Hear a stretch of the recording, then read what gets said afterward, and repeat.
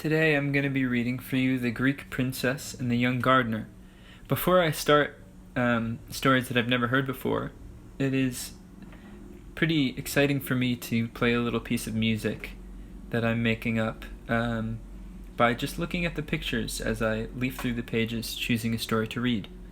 In this one I see a picture of a young man looking out a window at a bird, and I know it's about a princess and the young gardener.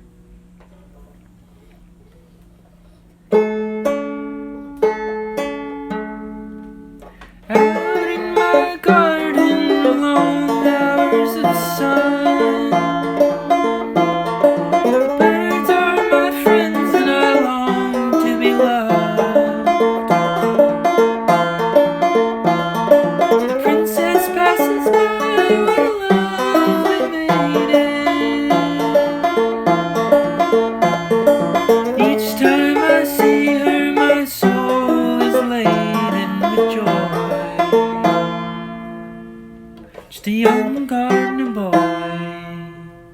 The Greek Princess and the Young Gardener. There was once an old king with one daughter. The king grew ill, and it seemed as if the end of his life was coming, but he discovered that the apples from his garden made him better. So the king became angry with a strange, brightly colored bird, flew into his garden each evening, and began to steal the apples. The king called his gardener.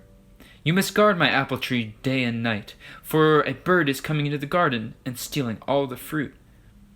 "I will set my 3 sons to guard the tree, and if the bird comes near, they will shoot at it with their bow and arrows," replied the gardener. The gardener's eldest son stood guard by the apple tree. The night went on, and soon he was asleep at the foot of the tree. At midnight the bird flew into the garden and removed an apple. The king heard the bird, for he was a light sleeper, and dashed to his window.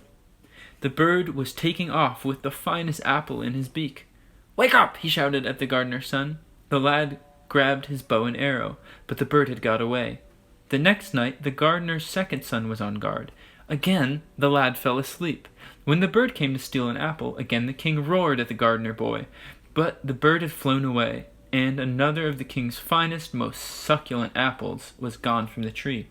The king began to despair. On the 3rd evening, it was the youngest son's turn.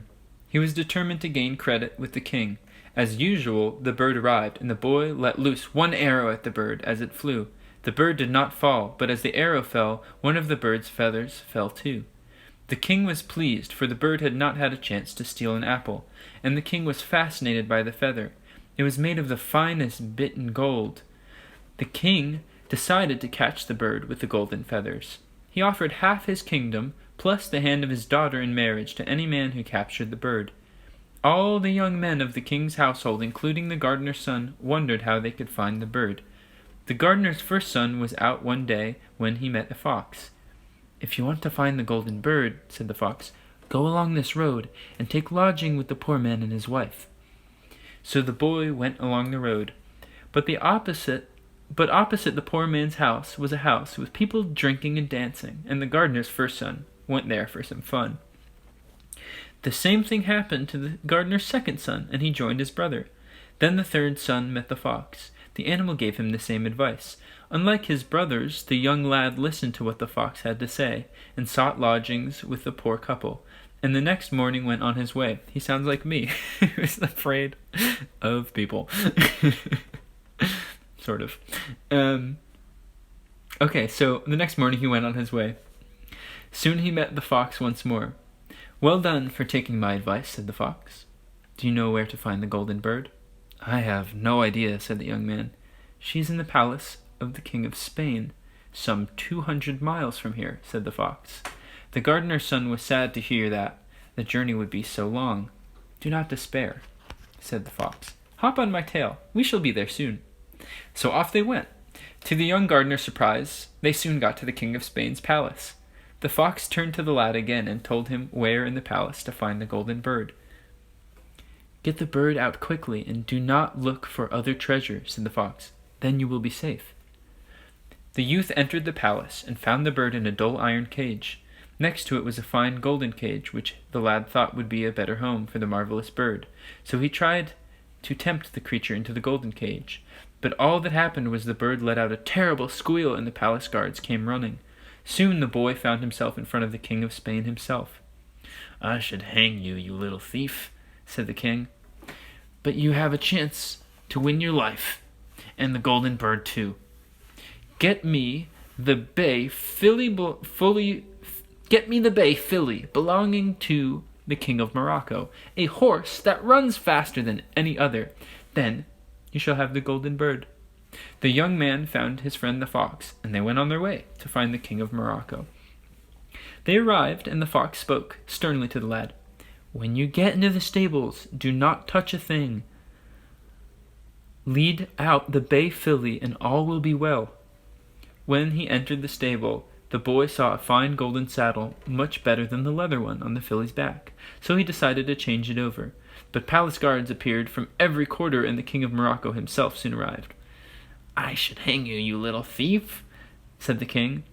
"But there is one thing I want, and if you help me, then I will let you go, and the bay filly with you." The king explained that he wanted to marry Golden Locks, the daughter of the king of Greece, and asked the gardener boy to go to Greece and bring back the princess. The lad and the fox set off, and again the speed of the fox was such that by nightfall they arrived at the king's palace. "Do not let her touch anything or anyone as you come out," warned the fox. The lad found the princess and quietly explained why he wanted to take her to Morocco. At first she was unwilling to go with him, but as she looked at the young gardener, her heart began to melt, and she agreed. "Only let me kiss my father goodbye," she said.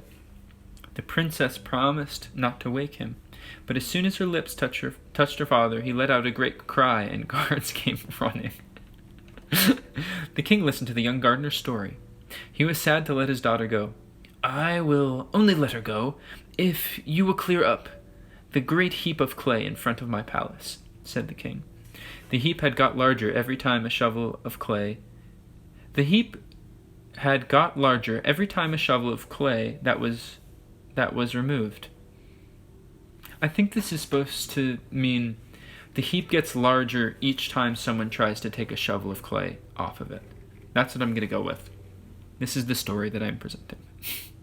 It also sounds like the sod from my garden that I still need to clear from the side of the field, and have been procrastinating doing for this entire summer. But anyways, back to the Greek princess and the young gardener. To everyone's great astonishment, including that of the young gardener, the pile of clay was cleared. The lad knew that the fox had something to do with it. So the young gardener, the princess, and the fox went on their way. By the time they arrived at the King of Morocco's palace, the young gardener and the princess were in love. The king brought out his bay filly in exchange for the princess, and the pair looked longingly at each other. "Please let me say farewell to the princess before I depart," said the lad.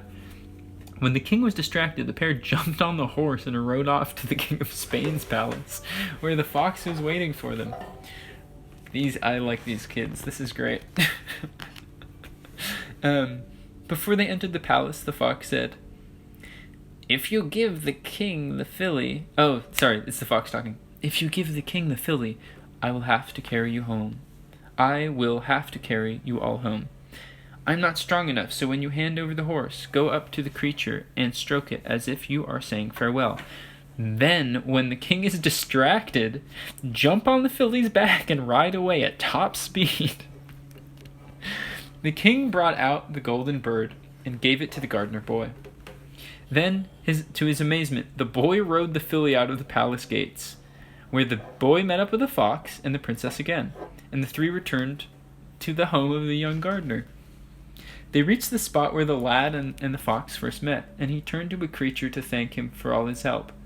"Now, will you help me?" asked the fox. "Take your sword and chop off my head and tail." The young man could not do this to his friend, but his eldest brother, who knew nothing about the fox, dealt the 2 blows. The young man appeared, and the Greek princess recognized her brother, who had been bewitched. A young man appeared, and the Greek princess recognized her brother, who had been bewitched. The Greek princess and the young gardener were overjoyed, and they longed to share their joy with the king.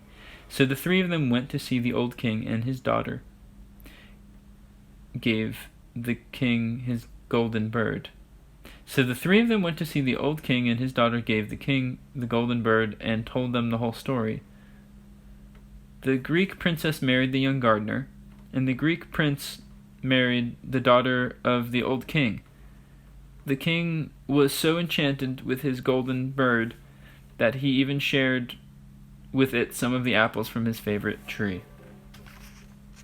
Got a little tangled there, but what that sounds like is they robbed every royalty in the semi-near vicinity, and the gardener married the Greek princess, and her brother married the princess from the kingdom that the gardener had come from. And yeah, they really robbed everybody blind with the help of the fox. I love this story. This is terrific. It reminds me a little bit of the Tennessee Stud with the Philly Bay. And there's a really nice picture of the fox carrying the two lovers on his tail.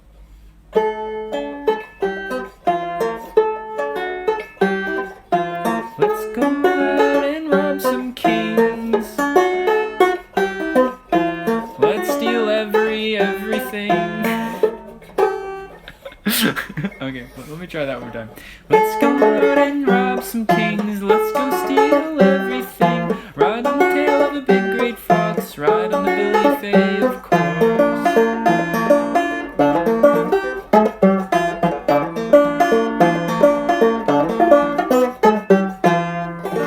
Hope you enjoyed that one. I really did. The Greek Princess and the Young Gardener. Thanks for listening.